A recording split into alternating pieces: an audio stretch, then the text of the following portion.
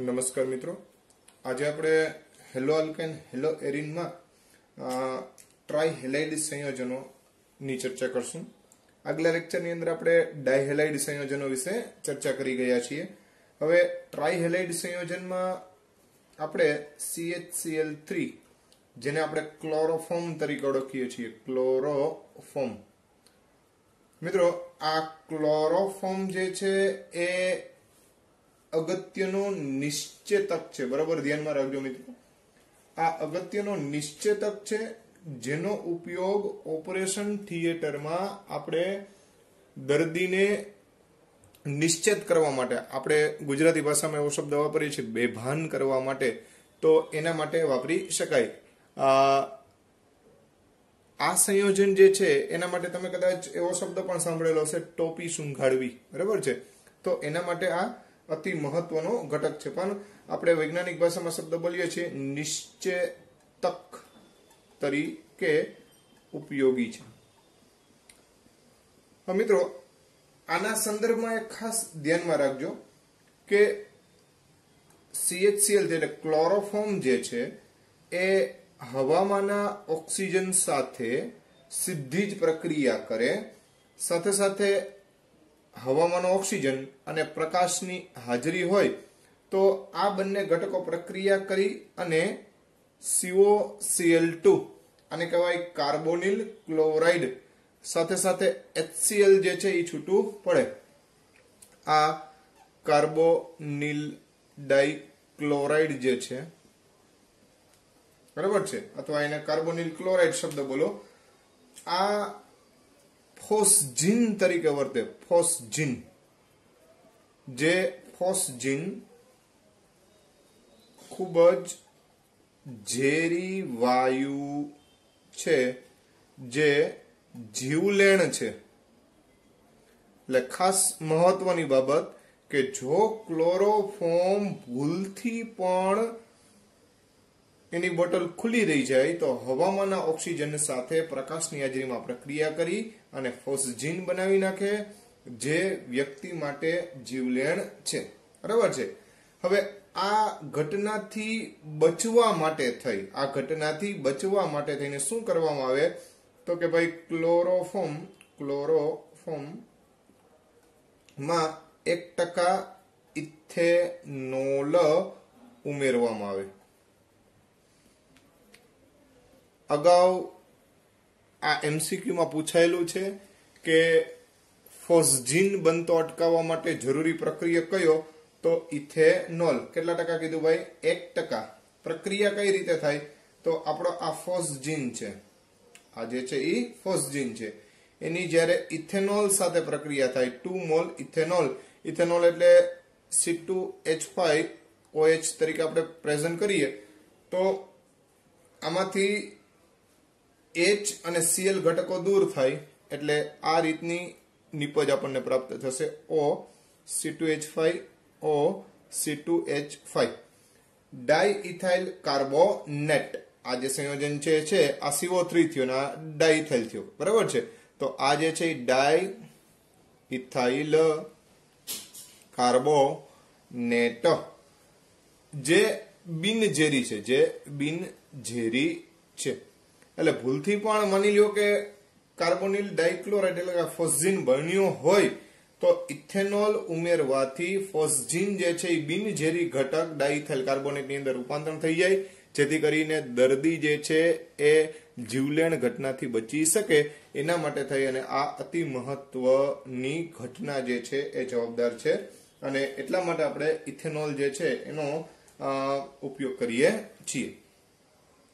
આ ઉપરાંત ક્લોરોફોર્મની બોટલ હંમેશા આછા પીળા રંગના કાચની અંદર ભરવી જોઈએ. બરાબર છે. અને બીજી વાત કે સામાન્ય રીતે એને પ્રકાશથી દૂર રાખવું જોઈએ અને ઢાંકણું હંમેશા એનું બંધ રાખવું જોઈએ, જેથી કરીને હવાના સંપર્કમાં આવે નહીં. તો આવી કાળજી પણ આપણે લેવી જોઈએ. તો મિત્રો, આ ક્લોરોફોર્મના સંદર્ભમાં સામાન્ય બાબત થઈ. હવે મિત્રો, આપને ખબર કેમ પડે કે ભાઈ આપણો ક્લોરોફોર્મ છે એ પ્યોર છે કે ફોસ્જીન વાળો છે? તો એના માટે થઈને એની એક ટેસ્ટ જે છે જુદી જુદી, એના વિશે પણ આપણે સમજી લઈએ. તો ક્લોરોફોર્મ ની શુદ્ધતા ની કસોટી, એટલે ક્લોરોફોર્મ છે એ શુદ્ધ છે કે નહીં એ જાણવા માટેના પ્રક્રિયકો છે એના માટેની વાત કરીએ છીએ. તો અહીંયા હું પ્રક્રિયક લખું છું. શુદ્ધ ક્લોરોફોર્મ હોય તો શું થાય અને અશુદ્ધ ક્લોરોફોર્મ હોય તો શું થાય. અશુદ્ધ ક્લોરોફોર્મ એટલે તમને ખબર છે કે COCl2 અને HCl માં જે રૂપાંતરણ પામી ગયો છે એ કે જેની અંદર COCl2 અને HCl રહેલું છે, બરાબર છે, એવો જે કંઈ પણ છે એને આપણે અશુદ્ધ ગણીએ છીએ. તો હવે માની લ્યો કે પ્રક્રિયક તરીકે આપણે ભૂરું લિટમસ લઈએ, ભૂરું લિટમસ. તો મિત્રો ક્લોરોફોર્મ છે એ તટસ્થ છે, બરાબર છે, એટલે અહીંયા કોઈ અસર થતી નથી, એટલે કોઈ અસર જોવા મળે નહીં. પણ આમાં HCl બન્યો હોય તો તમને ખબર છે કે કેવો રંગ બતાવશે, લાલ રંગ બતાવે, કેમ કે ભૂરું લિટમસ જે છે એને એસિડિક વૃત્તિના કારણે થઈને કેવો બને, લાલ. સિલ્વર નાઇટ્રેટ AgNO3 તો અહીંયા કોઈ પણ પ્રક્રિયા આપતો નથી, બરાબર છે. પણ જો ફોસ્જીન બન્યો હશે, જો શું બન્યો હશે, ફોસ્જીન. આ કોણ છે, ફોસ્જીન, બરાબર છે. એટલે ફોસ્જીનની હાજરી તપાસવા માટેની વાત છે, બરાબર. તો AgCl ના સફેદ અવક્ષેપ પ્રાપ્ત થાય, સફેદ અવક્ષેપ પ્રાપ્ત થાય. સાંદ્ર H2SO4 લેવામાં આવે, સલ્ફ્યુરિક એસિડ, તો આની હારે કોઈ પ્રક્રિયા થતી નથી, પણ આ પીળા રંગનું દ્રાવણ બને. તો મિત્રો આ એવી પ્રક્રિયાઓ છે કે જેના આધારે આપણે ખબર પડી જાય કે આપણો ક્લોરોફોર્મ શુદ્ધ છે કે અશુદ્ધ છે. એ શુદ્ધતા અંગેની કસોટી અથવા તો પરખ કહી શકાય. તો આ રીતે આપણે ક્લોરોફોર્મ જે છે એની શુદ્ધતા અંગે સમજાવી શકીએ. હવે ત્યાર પછી ટ્રાયહેલાઇડ સંયોજનમાં આપણે ક્લોરોફોર્મ જે છે એની એક અતિ મહત્વની ઘટના જે છે સમજવી છે. આપણે ફિનોલ વાળા પાઠની અંદર પણ આ ઘટના આવે છે, પણ આના સંદર્ભમાં આપણે સમજીએ છીએ. તો એક પ્રક્રિયા આવે છે રીમર ટીમન, બરાબર છે. તમે આલ્કોહોલ યુક્ત સંયોજનો અથવા આલ્ડિહાઇડ કીટોન વાળા પાઠની અંદર પણ આપણે આ ઘટના જે છે એને આપણે સમજીએ છીએ, રીમર ટીમન. તો મિત્રો રીમર ટીમન પ્રક્રિયામાં CHCl3 એટલે કે ક્લોરોફોર્મ જે છે એનો યુઝ થાય. હવે વાસ્તવમાં ક્લોરોફોર્મ સંયોજન જે છે એટલે કે CHCl3 એની આલ્કલીની હાજરીમાં પ્રક્રિયા થાય, બેઝની હાજરીમાં જ્યારે પણ પ્રક્રિયા થાય ત્યારે પ્રક્રિયા થઈ K ને Cl દૂર થાય, એટલે કે KCl ઘટક દૂર થાય, એક H અને એક OH ઉત્પન્ન થાય, એટલે કે H2O ઉત્પન્ન થાય, અને સાથે સાથે તમે જુઓ તો અહીંયા એક કાર્બન અને બે ક્લોરીન એટલે CCl2. આ જે ઘટક જે છે કાર્બીન સંયોજન છે. શું છે, કાર્બીન, બરાબર છે, જે મધ્યસ્થી તરીકે વર્તે અને આપણા ફિનોલ ઉપર એટેક કરશે. એટલે આપણો જે આ ફિનોલ જે છે, ફિનોલ સંયોજન, બરાબર છે, આ ફિનોલની જ્યારે કાર્બીન સાથે પ્રક્રિયા થાય CCl2, હું આનું મિકેનિઝમ ટૂંકમાં વર્ણવું છું. તો પ્રક્રિયા થઈ અને આ ફિનોલ અને ઓર્થોસ્થાન ઉપર આ કાર્બીન જે છે એ એટેક કરે, બરાબર છે, જેથી કરી અને અહીંયા શું બનશે, CCl2 પ્રાપ્ત થાય. હવે આ CCl2 જે પ્રાપ્ત થયું એની આગળ 2 મોલ KOH સાથે પ્રક્રિયા થઈ. 2 મોલ KOH સાથે પ્રક્રિયા થવાના કારણે થઈ અને આ OH જે છે એ અહીંયા Cl નું વિસ્થાપન કરે એટલે -2 KCl, અને આ રીતની નિપજ જે છે એ આપણને પ્રાપ્ત થશે 2COH. હવે તમને ખબર જ છે મિત્રો કે એક જ કાર્બન ઉપર બે OH જે છે એ સ્થાયી રહી શકે નહીં, જેથી કરીને પાણીનો અણુ શું કરશે, દૂર કરે, એટલે H2O જે છે એ દૂર થાય અને આપણને OH અને CHO પ્રાપ્ત થાય. ખ્યાલ આવે છે? તો આ રીતની જે ઘટના બની, આ જે બન્યો એને કહેવામાં આવે છે સેલિસાલ્ડીહાઇડ, સેલિસાલ્ડીહાઇડ. તો ફિનોલ માંથી આ રીતે જો તમે ક્લોરોફોર્મ નો યુઝ કરો તો એના કારણે તેને સેલિસાલ્ડીહાઇડ બને. શું બને, સેલિસાલ્ડીહાઇડ. અને આ CCl2 મારફતે થાય છે. JEE ની અંદર આ રીતનો એકવાર પ્રશ્ન પૂછાઈ ગયેલો છે કે સેલિસાલ્ડીહાઇડ ની બનાવટ અથવા તો રીમર ટીમન પ્રક્રિયા જે છે એના માટે મધ્યસ્થી ઘટક કોણ છે, તો CCl2. મિત્રો આવી એક બીજી પ્રક્રિયા જે છે એના સંદર્ભમાં પણ ધ્યાન રાખજો. જો અહીંયા CCl3 ની જગ્યાએ આપણે CCl4 એટલે કાર્બન ટેટ્રાક્લોરાઇડ નો યુઝ કરીએ આ CHCl3 ની જગ્યાએ કાર્બન ટેટ્રાક્લોરાઇડ, તો આપણને ફિનોલ જે છે ફિનોલ એમાંથી ડાયરેક્ટ આપણને સેલિસિલિક એસિડ પ્રાપ્ત થાય. શું પ્રાપ્ત થાય? સેલિસિલિક એસિડ, જે 2 હાઇડ્રોક્સી બેન્ઝોઇક એસિડ છે, જે 2 હાઇડ્રોક્સી બેન્ઝાલ્ડિહાઇડ છે. તો આ સેલિસિલિક એસિડ જે છે એની બનાવટ માટે થઈને આપણે અહીંયા CCl4 મળીએ અને આમાં મધ્યસ્થી તરીકે CCl3 ઘટક વપરાય. એટલે આ બેયના મધ્યસ્થી બહુ ઉપયોગી છે અને JEE ની પરીક્ષામાં આ પૂછાયેલો છે, એટલે ખાસ ધ્યાનમાં રાખજો કે કયા મધ્યસ્થી મારફત આ પ્રક્રિયા શક્ય બને. તો એના સંદર્ભમાં આપણે આ ચર્ચા કરેલી છે. તો આ વાત થઈ રિમર્ટિમન, આ વાત થઈ સેલિસિલિક એસિડ જે છે એની બનાવટની વાત થઈ.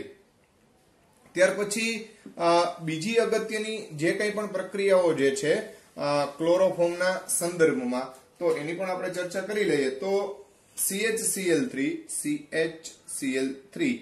આની જ્યારે સિલ્વર સાથે પ્રક્રિયા થાય, બરાબર છે, ઘણીવાર નિપજો મિત્રો આપણી એક્સપેક્ટેશન કરતા ઘણી બધી અલગ હોય છે, બરાબર છે. જેમ કે આ જે છે ક્લોરોફોર્મ છે એની પ્રક્રિયા જ્યારે આપણે સિલ્વર સાથે કરશું તો શું થાય? તો કે અહીંયા ક્લોરીન અને સિલ્વર જે છે એ દૂર થશે, એટલે AgCl. તો મિત્રો અહીંયા Cl જે છે એ 3 છે, તો Ag3 લે એટલે 3 Cl તો દૂર થાય, પણ CH કોની હારે જોડાય? તો CH અન્ય CH સાથે જોડાય. એનો મતલબ એમ છે કે આના કેટલા મોલ લેવા પડે? 2, અને આના 6 મોલ લેવા પડે, એટલે 6 AgCl દૂર થાય અને આપણને ઇથાઇન પ્રાપ્ત થાય. એટલે યાદ રાખજો, ક્લોરોફોર્મમાંથી આપણે સિલ્વર દ્વારા ઇથાઇન પ્રાપ્ત કરી શકીએ. હવે મિત્રો આ જ વસ્તુમાં એક આ ઘટના પણ ધ્યાનમાં લેજો કે અહીંયા આપણે માની લો કે આ બેન્ઝીન છે, એટલે H અલગ બતાવ્યો મેં, છે ખરેખર બેન્ઝીન જ, બરાબર, C6H6. એની જ્યારે ક્લોરોફોર્મ સાથે પ્રક્રિયા થાય તો વિસ્થાપન પ્રક્રિયા થશે. કઈ પ્રક્રિયા થશે? વિસ્થાપન. 3 ક્લોરીન અને આવા 3 મોલ બેન્ઝીન ચક્ર જે છે એમાંથી H દૂર થઈ જાય તો તમને ખબર છે કે બેન્ઝીન જે છે એ H વગરનો ઘટક જે છે આ રીતે જોડાતો જાય. ખ્યાલ આવે છે? તો અહીંયા આવી રીતે 3 ફિનાઇલ સમૂહો જે છે એ જોડાઈ જશે. ખ્યાલ આવ્યો? તો આને કહેવાય ટ્રાઇફિનાઇલ મિથેન. શું કહેવાય? ટ્રાઇફિનાઇલ મિથેન. તો આ ટ્રાઇફિનાઇલ મિથેન જે છે એ ક્લોરોફોર્મની બેન્ઝીન સાથેની પ્રક્રિયા દ્વારા બનાવી શકાય. તમે આને આમ પણ લખી શકો C6H6. આમાંથી પ્રત્યેક હાઇડ્રોજન જે છે એ પ્રત્યેક Cl સાથે દૂર થશે, એટલે HCl ના 3 અણુ છે એ દૂર થાય અને ટ્રાઇફિનાઇલ મિથેન જે છે એ આપણને પ્રાપ્ત થશે. તો આ થઈ જુદી જુદી ક્લોરોફોર્મ પ્રક્રિયા જે છે, એટલે ક્લોરોફોર્મ ની પ્રક્રિયા થઈ. હવે એક અગત્યની પ્રક્રિયા કે જેને આપણે હેલોફોર્મ તરીકે ઓળખીએ છીએ એની આપણે ચર્ચા કરવી છે.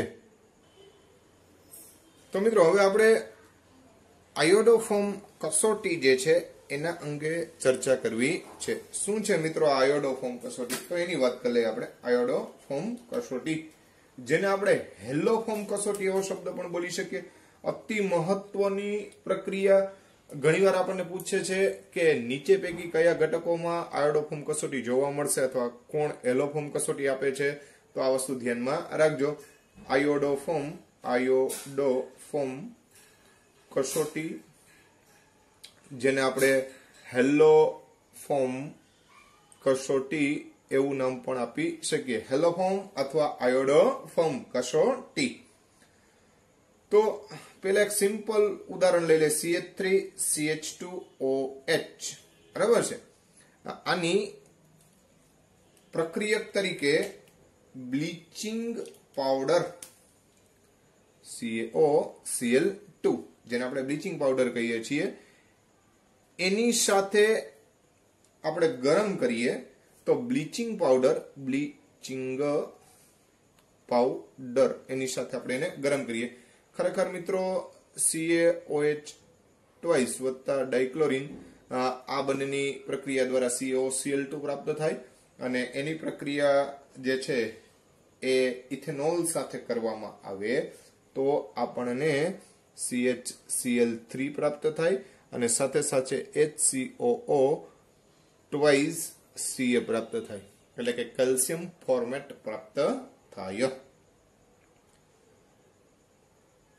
આ ઘટના જે છે, આ ઘટના એટલે કે ક્લોરોફોર્મ બનવાની ઘટના, જેને હેલોફોર્મ કસોટી એટલે ક્લોરોફોર્મ કસોટી, જો આપણે અહીંયા CaOI2 લેવામાં આવેલું હોય તો આપણે અહીંયા આયોડિન પ્રાપ્ત થાય, એટલે કે ટૂંકમાં અહીંયા આપણે અલ્કલીની હાજરીમાં આયોડિન પ્રાપ્ત લઈએ તો આપણે એને આયોડોફોર્મ કસોટી કહીએ છીએ. ક્યારે શક્ય બને, ખાસ અતિ મહત્વની ઘટના કે ભાઈ આવું હેલોફોર્મ કસોટી ક્યારે શક્ય બને ને કોણ આપી શકે, તો એના માટે બહુ સિમ્પલ વાત કે જેની પાસે CH3CHOH સમૂહ આવેલો હોય, બરાબર છે, અથવા CH3COH સમૂહ અથવા CH3COZ સમૂહ આવેલો હોય, બરાબર મિત્રો, ધ્યાનમાં રાખજો. અહીંયા ટૂંકમાં કહીએ તો CH3CHO અહીંયા કોઈ પણ હોઈ શકે. દાખલા તરીકે અહીંયા તમે CH3CHOH એટલે અહીંયા H લખી નાખો, નો પ્રોબ્લેમ. અહીંયા મિથાઇલ લખી નાખો, નો પ્રોબ્લેમ. એવા કોઈ પણ ઘટક તમે લખી શકો કે જે આ કસોટી આપી શકે. એટલે કઈ કસોટી આપશે, તો કે ભાઈ આયોડોફોર્મ કસોટી. ખ્યાલ આવે છે? તો અહીંયા આવી ઘટનાઓ જેમાં શક્ય બનતી હોય, આ એસિટાલ્ડિહાઇડ છે, આલ્ડિહાઇડમાં ફક્ત એક એસિટાલ્ડિહાઇડ જ આપી શકશે, અન્ય કોઈ આપી શકશે નહીં. માની લો કે આમ CH2CH2COH લખીએ તો આ આપી શકે નહીં. અહીંયા CH3CO સમૂહ જ હોવો જોઈએ, એથી વિશેષ કોઈ ચાલે નહીં.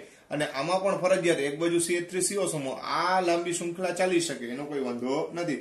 તો આવા આલ્ડિહાઇડ, કીટોન અથવા આલ્કોહોલ જે છે એ આ પ્રકારની કસોટી આપી શકે, જેને આપણે આયોડોફોર્મ અથવા હેલોફોર્મ કસોટી તરીકે ઓળખીએ છીએ. તો કયો ગ્રુપ આપે એની મેં તમને ચર્ચા કરી. આના આધારે આપણે એક MCQ જે છે એ જોઈએ તો વધારે ખ્યાલ આવશે.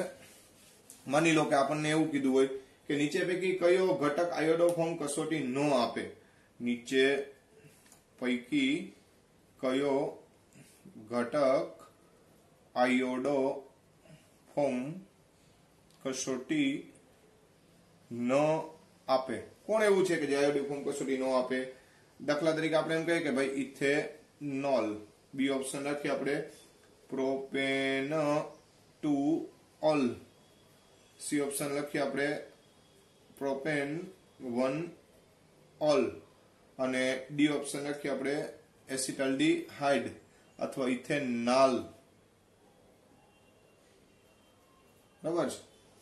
તો આ ચાર પૈકી કયો એવો છે કે જે નો આપે? તો ભાઈ ઇથેનોલ જોવો તો CH3CHOH આપણે આવું લખી શકીએ કે નહીં મિત્રો? તો આપણે અગાઉ શીખી ગયા કે ભાઈ આવો કોઈ પણ ગ્રુપ હોય તો એ આપશે. CH3CHOH CH3 જોવો જોઈએ, પ્રોપેન2 ઓલ, તો આ પણ આપી શકે. પ્રોપેન1 ઓલ, CH3CH2 CHOH. અહીંયા તમે જુઓ આ CH3OH સ્વરૂપ નથી, એટલે આ આપી શકે નહીં. એટલે આપણા માટે વિકલ્પ કયો રહેશે? પ્રોપેન1 ઓલ. અને CH3COH ના સંદર્ભમાં જો તો CH3CO સમૂહ છે તો એ પણ આપી શકે. ખ્યાલ આવે છે? તો આવા જે કંઈ પણ ગ્રુપ છે એ આપણને આયોડોફોર્મ કસોટી આપે, બાકીના ગ્રુપ છે આયોડોફોર્મ કસોટી આપતા નથી. પણ મિત્રો અહીંયા એક ખાસ અગત્યની નોંધ તમે લખી લેજો કે કેટલાક સંયોજનો કાર્બોનિલ સંયોજનમાં પણ એવા છે, જેમ કે ખાસ અગત્યની નોંધ કે જે આપણે ખાસ લખવી પડે એવી નોંધ છે, એમાં CH3C=OCl, જેની પાસે અબંધકારક ઇલેક્ટ્રોન યુગ્મ હોય એવા CH3CO સમૂહ સાથે જો ઘટક જોડાયેલા હોય તો એ ક્યારેય આયોડોફોર્મ કસોટી આપશે નહીં. આ ઉપરાંત CH3COOH સમૂહ એટલે કાર્બોક્સિલિક એસિડ, આ એસિડ ક્લોરાઇડ જે છે એ, બરાબર છે. પછી CH3CONH2 એટલે એમાઇડ સમૂહ જેને કહીએ, બરાબર છે. એમાં પણ નાઇટ્રોજન પાસે અબંધકારક ઇલેક્ટ્રોન યુગ્મ હોય. પછી એસ્ટર સમૂહ જેની પાસે પણ અબંધકારક ઇલેક્ટ્રોન યુગ્મ રહેલા છે.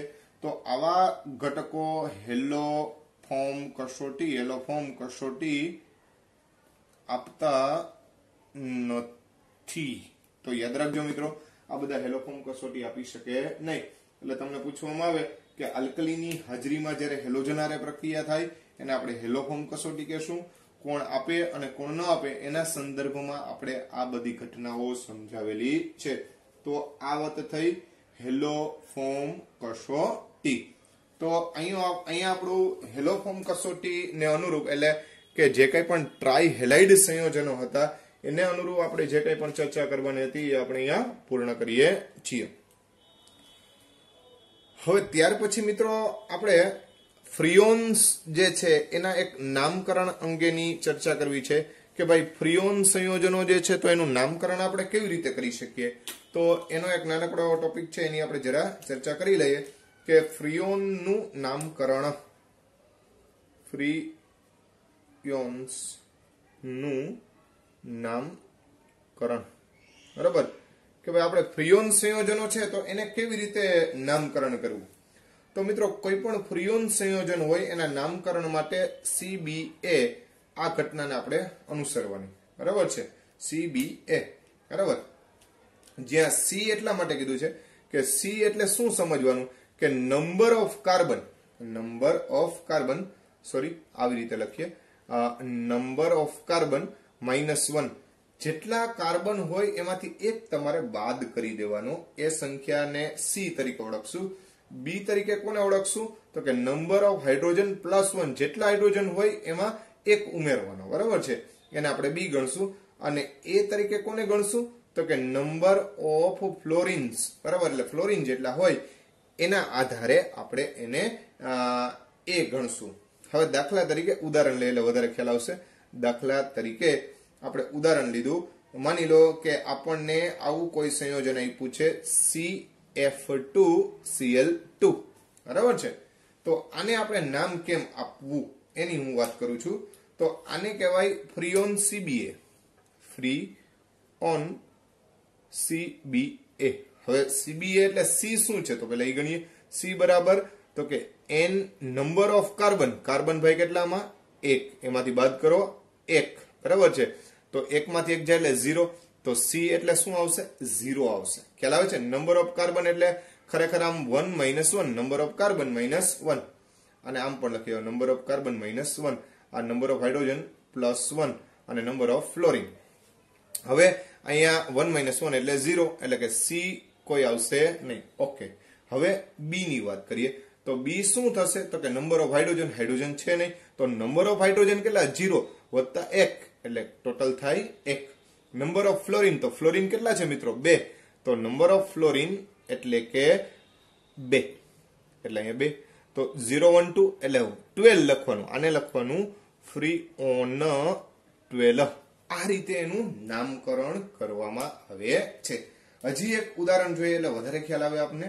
માની લો કે આવું કોઈ આપ્યું હોય C2F2 અને માની લો કે Cl4 આપ્યું છે, બરાબર છે.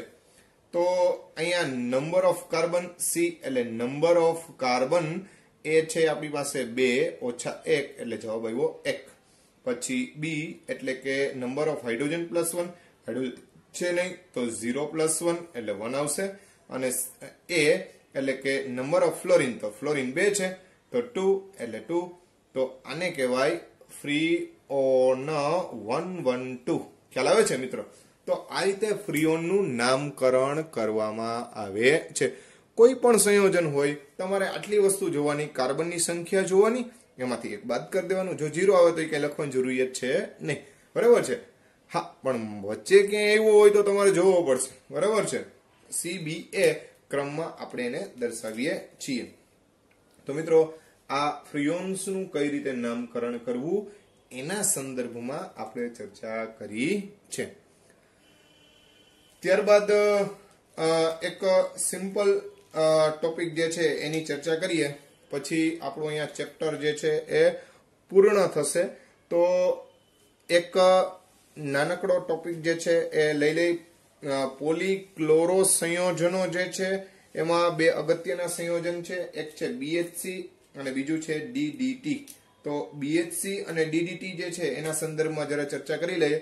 તો BHC જેને આપણે બેન્ઝીન હેક્ઝાક્લોરાઇડ તરીકે લખીએ છીએ, બેન્ઝીન હેક્ઝાક્લોરાઇડ, ક્લોરાઇડ, જેને બોલીએ છીએ આપણે BHC. હા મિત્રો, આ BHC જે છે બેન્ઝીન હેક્ઝાક્લોરાઇડ જે છે એ બનાવવા માટે બહુ સિમ્પલ મેથડ, બેન્ઝીન લેવાનું, એની તમારે 3 મોલ ડાઇક્લોરિન સાથે સૂર્યપ્રકાશની હાજરીમાં પ્રક્રિયા કરવાની. એટલે પ્રક્રિયા થાય અને બેન્ઝીનના પાઈ બંધ બધા તૂટી જાય, એટલે પ્રત્યેક જગ્યાએ ક્લોરીન જે છે એ આવી જશે. બરાબર? તો આ રીતની ઘટના થાય. આ છે ને ખરેખર C6H6Cl6 છે. આ C6H6 છે. 3 દુને 6 ક્લોરીન એડ થાય. બરાબર છે?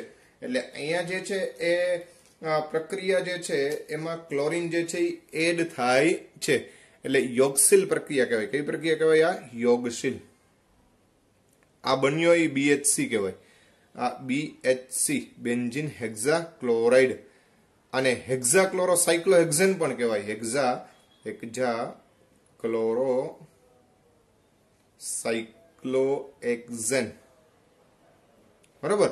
હવે હેક્ઝાક્લોરોસાયક્લોહેક્ઝેન અથવા બેન્ઝીન હેક્ઝાક્લોરાઇડ એવી રીતે એને નામ આપવામાં આવે છે, જેનો ગેમા સમઘટક બરાબર છે. આ BHC એનો ગેમા સમઘટક, જેને ગેમેક્સિન કહેવાય. ગેમેક્સિન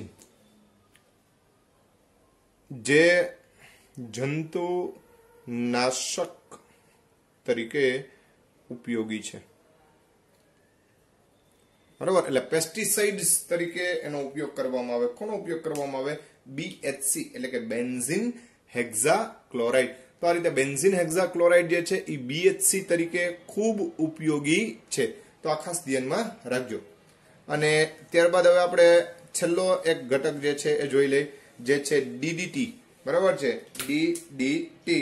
તો આપણે DDT ની ચર્ચા કરી લઈએ. DDT પેરાડેસ ડાઇક્લોરો ડાઇફિનાઇલ, પેરાડેસ ડાઇક્લોરો ડાઇફિનાઇલ ટ્રાઇક્લોરોઇથેન, જેને શું કહેવામાં આવે? DDT. બરાબર? તો આ DDT જે છે એ ડાઇક્લોરો ડાઇફિનાઇલ ટ્રાઇક્લોરો ઇથેન છે, જેની બનાવટ માટે થઈને હવે આપણે પ્રક્રિયા જોઈએ. હા મિત્રો, જ્યારે ફિનાઇલ એટલે તમને ખબર છે કે બેન્ઝીન ચક્ર સાથે ક્લોરીન જોડાયેલો હોય તો ક્લોરોબેન્ઝીન. ફિનાઇલ સમૂહ એટલે આ બેન્ઝીન ચક્રમાંથી H દૂર થાય અને ફિનાઇલ સમૂહ કહેવાય. એનું વિસ્થાપન હાઇડ્રોજનનું કોના દ્વારા થયું હોય? ક્લોરીન દ્વારા. તો આપણે એને ક્લોરોબેન્ઝીન કહી દઈએ. આ ક્લોરોબેન્ઝીન આના 2 મોલ લઈ એની